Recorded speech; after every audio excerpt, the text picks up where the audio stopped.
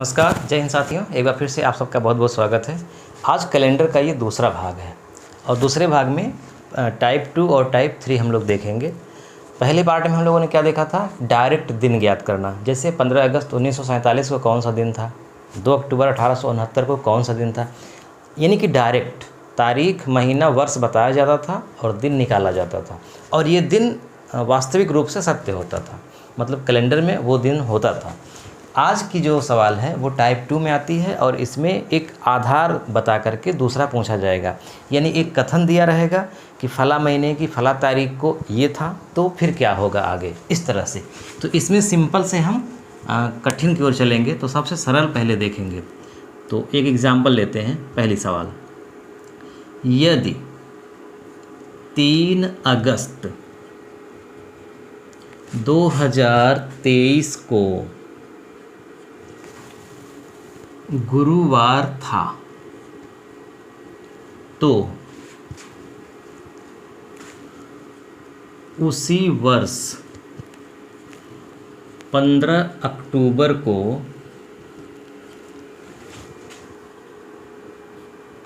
कौन सा दिन होगा, कौन सा दिन होगा। ये बहुत अच्छी सवाल है।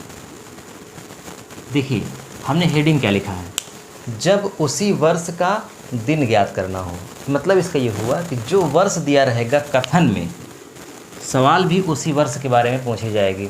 जैसे 3 अगस्त 2023 को गुरुवार था, तो वर्ष क्या है, 2023। फिर आगे पूछ रहा है उसी वर्ष, यानी कि 2023 में है।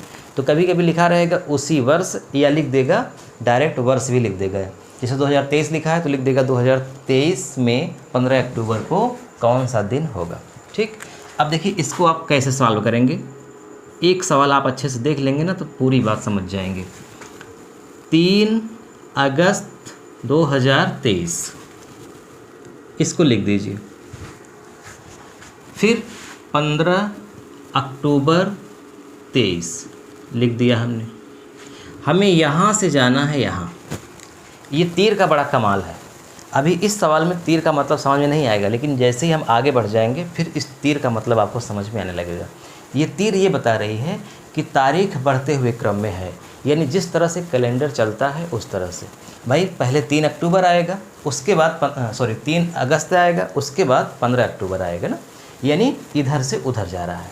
कभी कभी ऐसा भी पूछा जाएगा, अक्टूबर का दे करके अगस्त का पूछे, तब तीर इधर लगेगी।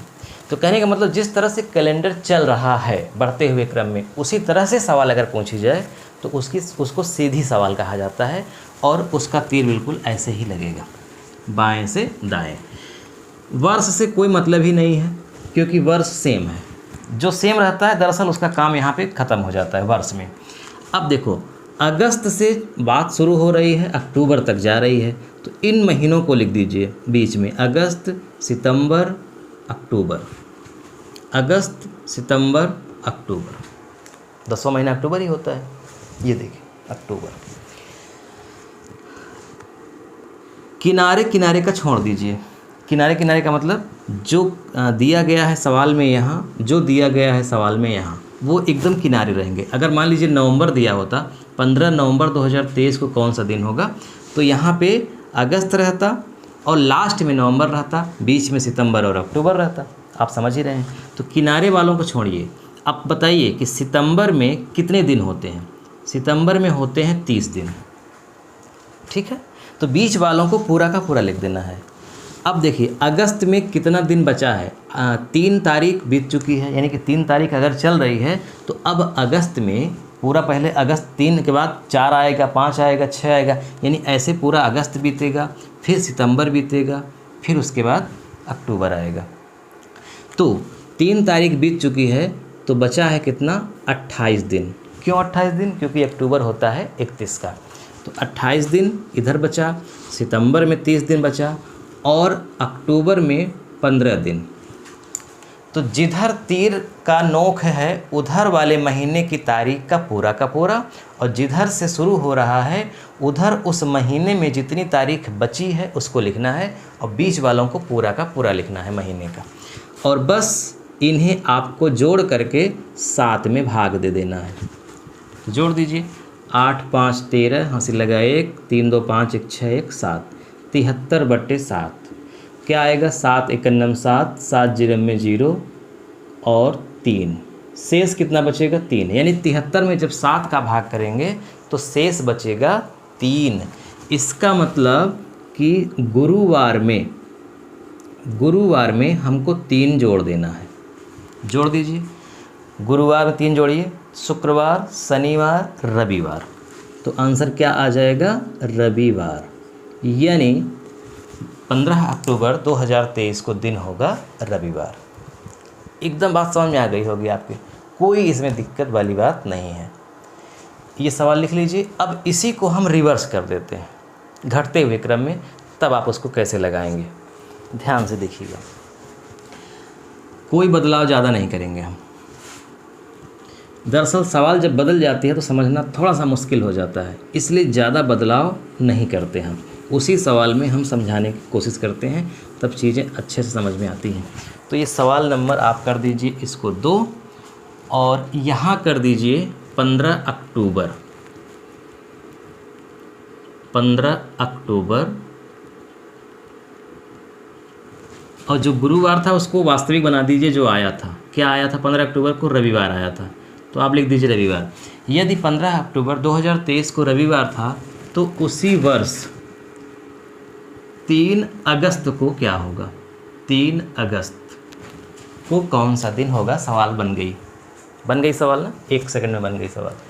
15 अक्टूबर 2023 को रविवार था तो उसी वर्ष 3 अगस्त को कौन सा दिन होगा? अब क्या करना है? तारीख 3 अगस्त 2023, 15 अक्टूबर 2023। आप चाहें तो इसको ऐसे भी लिखा रहने दें, या आप चाहें तो इसे चेंज कर दें। चेंज कर दीजिए, जो कथन में है पहले उसे लिखिए। 15 अक्टूबर 23 के बारे में दिया गया है, पूछ रहा है 3 अगस्त 23 के बारे में। लेकिन अब तीर जो है इधर लगेगी, ये ध्यान रखिएगा। तीर इधर इसलिए लगेगी क्योंकि तारीख इधर से इधर जाती है, ना कि इधर से इधर। भाई अक्टूबर से अगस्त थोड़ी ना होगा, अगस्त से अक्टूबर होगा।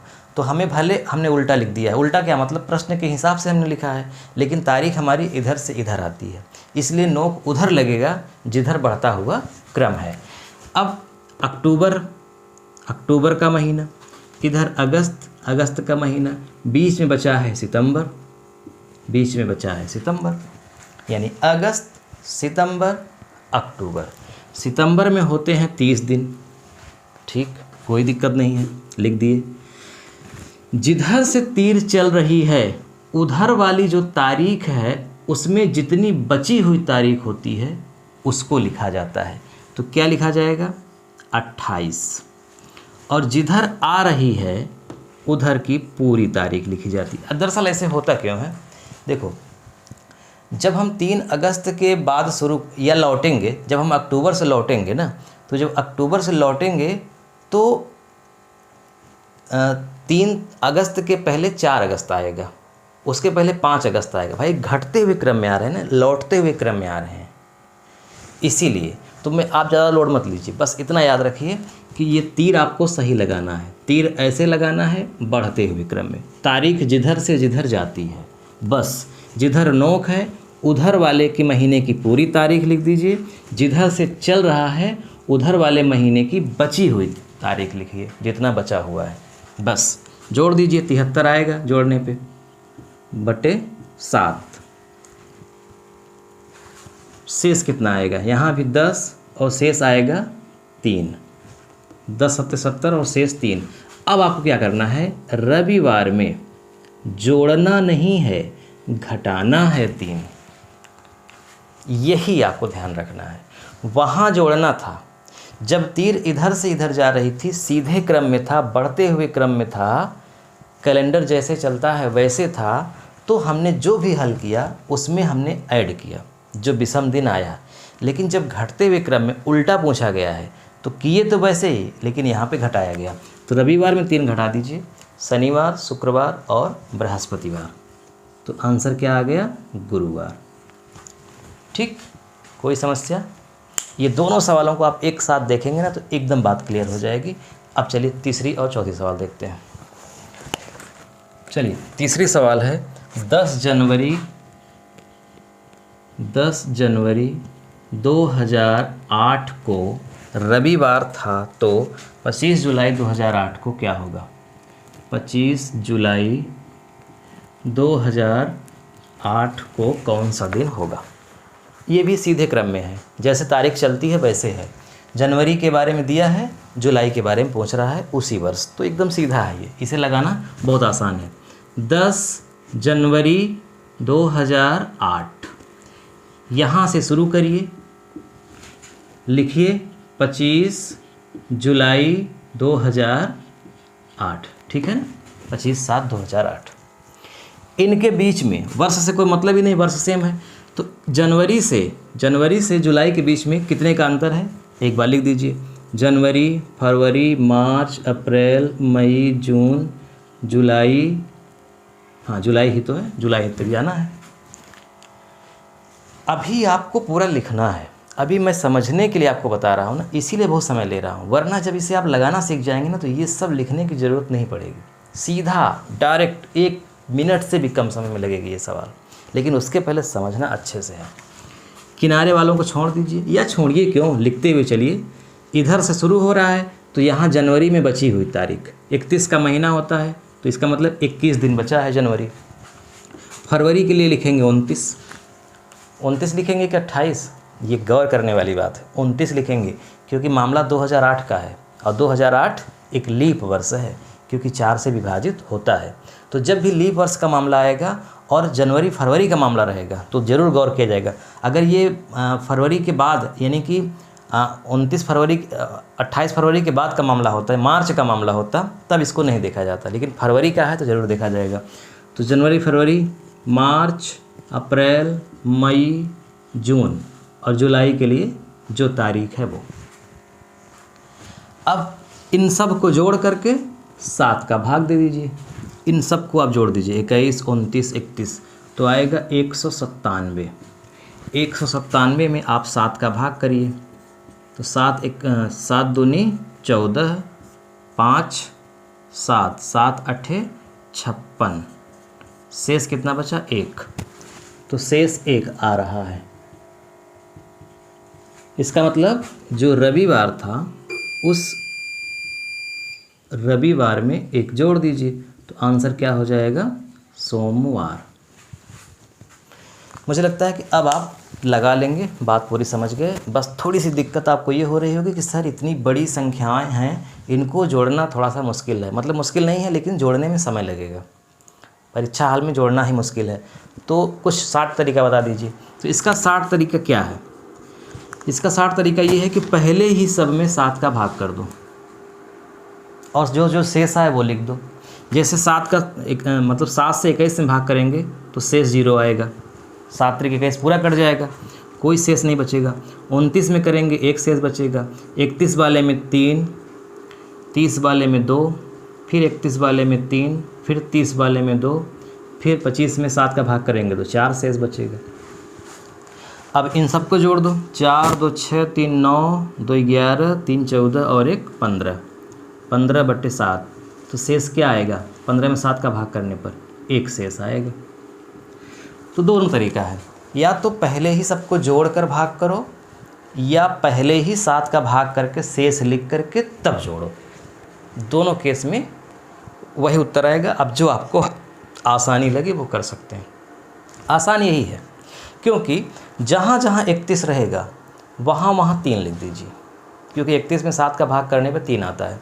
तो जहाँ जहाँ 31 है वहाँ 3, जहाँ जहाँ 30 है वहाँ वहाँ 2, बस 31 30 31 30 यही ज़्यादा आना है। किनारे वालों का अलग से कर लीजिए।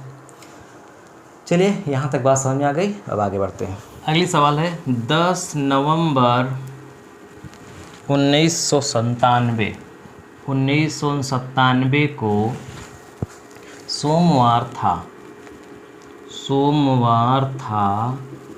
तो 8 अप्रैल 1997 को कौन सा दिन होगा? 8 अप्रैल 1997 को कौन सा दिन होगा? ये सवाल है, एकदम सिंपल, सेम वर्ष है। तो 10 नवंबर 1997 यहाँ से शुरू हो रहा है और जा रहा है 8 अप्रैल 1997। बताओ तीर किधर लगेगी? तीर लगेगी इधर, क्योंकि ये वाली तारीख बड़ी है, वो वाली तारीख बड़ी का मतलब 10-8 से मतलब नहीं है। महीना देखिए, 11वां महीना है, इधर चौथा महीना है, मतलब चौथा पहले आता है, 11वां बाद में आता है, इसलिए इधर से तीर इधर जाएगी। नवंबर यानी 11वां महीना, तो ये नवंबर। अप्रैल मतलब चौथा महीना यानी अप्रैल, तो अप्रैल के बाद क्या आता है? अप्रैल, मई, जून, जुलाई, अगस्त, सितंबर, अक्टूबर, नवंबर। जिधर तीर है उधर वाली तारीख पूरी की पूरी लिखी जाती है, जिधर से शुरू हो रहा है उधर बची हुई तारीख। तो अप्रैल 30 का होता है, 8 दिन निकाल दीजिए, बचेगा कितना? 22 दिन। बाकी का पूरा अक्टूबर में 31, सितंबर में 30।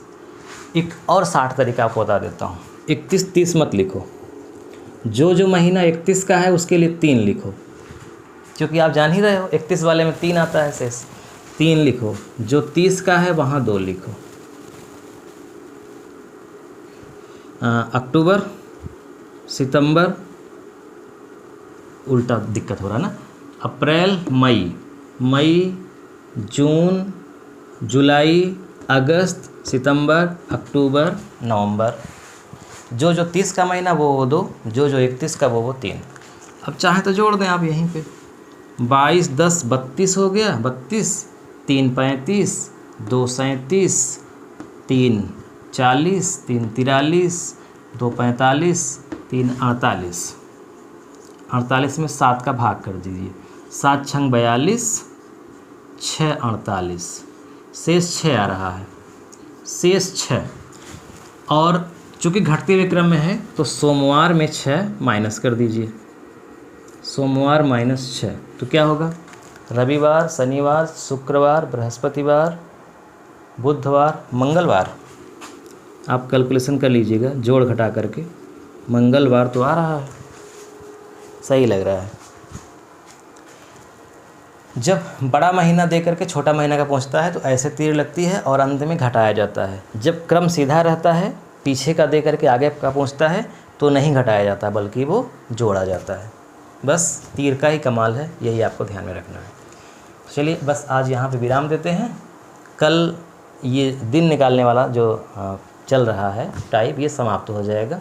कल हम क्या करेंगे? वर्षों में अंतर कर देंगे। जैसे यहाँ 1997 है, यहाँ 2005 कर देंगे, 6 कर देंगे, मतलब वर्ष में भी बहुत डिफरेंस हो जाएगा। तो वर्ष में भी डिफरेंस के बाद भी ये 2 तरीके का होता है, एक तो बढ़ते हुए क्रम में होता है सीधा, एक घटते हुए क्रम में होता है। दोनों का नियम एक ही है, बस वहाँ भी माइनस और प्लस का अंतर है, कहाँ जोड़ना है कहाँ घटाना है, यही आपको ध्यान रखना है। बस इसके बाद मतलब मुझे लगता है कि अगले 2 वीडियो में आपका कैलेंडर समाप्त हो जाएगा। तो वीडियो कैसा लगा कमेंट करके ज़रूर बताइएगा।